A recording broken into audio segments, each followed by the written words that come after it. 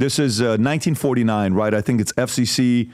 Fairness Doctrine enforced by the Federal Communication Council was rooted in the media world of 49. Lawmakers became concerned that the monopoly audience control of the three main networks, NBC, ABC, CBS, could misuse their broadcast licenses to set a biased public agenda. So they came up with this that you have to show both sides, right?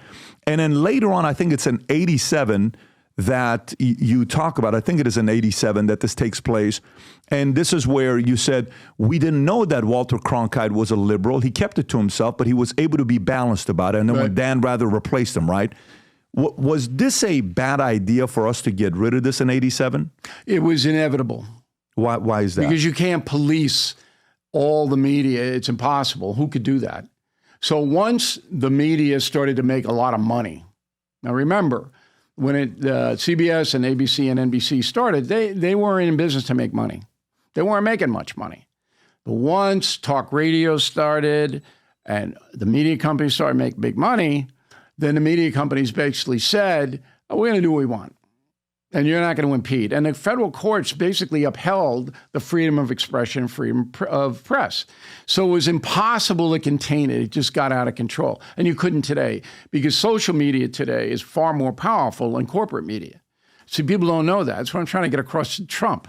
That you're going into the obsolete areas with your message. It's not where you should be. Trump goes to all podcasts. Trump is a guy that does social media better than anybody else. No, he feels much more comfortable in what he. I don't know about that, Bill. I don't know how much of it you follow. I know him. No. I get what you're saying. I can tell you what he's done. He did Logan Paul. They crushed it. He did Lex Friedman. Crushed it. He did Aiden Ross, which is a game. I know that. Yeah, but I'm talking about his overall communicative strategy is still based on legacy media, and it's a mistake. You think that? The only way he's legacy media, and the only reason he's getting away with it is that Harris doesn't have an overall media strategy. It's like she just doesn't want to talk to anybody, and so now it's impossible because social media has basically driven it to an extent where it's hurting the American people. Who do you think this helped and hurt the most? Who did this help? Who did this hurt? The politicians back then, Eisenhower had no problem because Eisenhower was a war hero. He came in, 50s was very, very calm. Eisenhower did a decent job as a bureaucrat. Okay. Then JFK was Camelot and the press was in the bag for him. Now, I opened the JFK chapter in Confronting the Presidents with him on a sailboat with Ben Bradley, the editor of the Washington Post. And little canopies, and just the stuff that I never do. All right. He and the Kennedys had every press in his pocket, which infuriated Nixon. LBJ kind of continued that legacy. LBJ was one of the top 5 most corrupt presidents we've ever had. Top 5? Horrible. You're being friendly. Horrible. But the press wouldn't go near it. It all blew up during the Vietnam War. Then everything changed because the establishment didn't know how to handle the dissenters. Yeah. And that's where Walter Cronkite then came in as nobody knew about Walter until Vietnam. Then Walter said, hey, this is not going well. And that changed everything. Now, I worked for Peter Jennings, and I was close to Peter Jennings. And I was on World News Tonight more than 100 times in the 2 years that I worked at that organization. Jennings was a liberal Canadian, but he would not allow bias in his presentations. He would not allow. I saw it. No shit.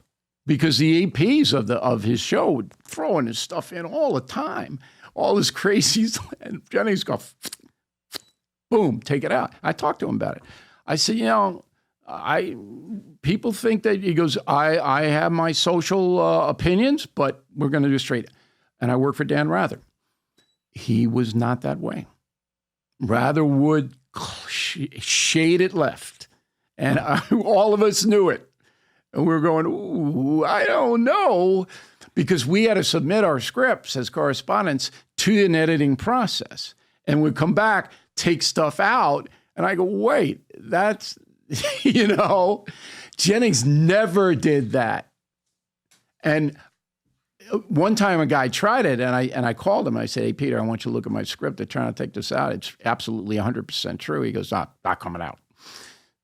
He and Mike Wallace, they forged my repertorial outlook. So is there anything that can be done to go back to a Wallace and a Jennings, or is the over. rabbits already? It's over. Are you?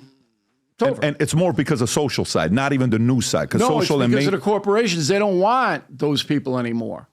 Because Wallace and Jennings, what they had in common. Is it because it's boring? No, they wouldn't do what they were told. Roone Arledge couldn't control Peter Jennings. And who was running CBS when 60 Minutes rose, but nobody can control Wallace.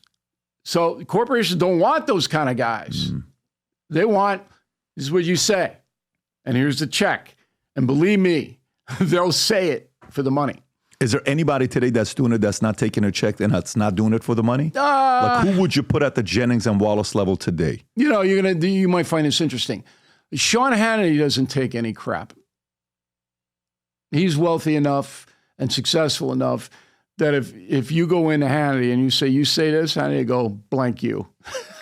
And see, people think that that's the opposite with Hannity. But when Fox got in trouble for the voting machine thing, you didn't see Hannity attached to that.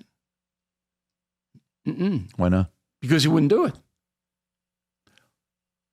See, many of them were taking orders.